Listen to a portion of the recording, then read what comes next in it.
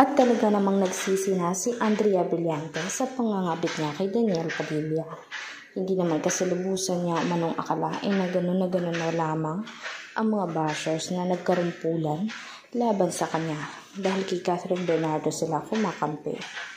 Kaya ngayon niniwala na siya na kinakarma na nga siya. Kaya mas lalong minamalas nga ang kanyang karera. Kaya ngayon, sa malaking kasalanang na nagawa ni Andrea Brillantes, ay mananagot talaga siya sa kasalanan niya dahil naggalit na galit din mismo ang mga parents ni Catherine Bernardo.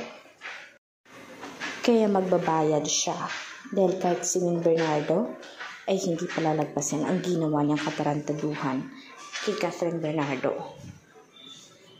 Kaya nga naman mga kanetizen, galit din ba kayo kay Andrea? Panoorin natin ang ilang eksena nila.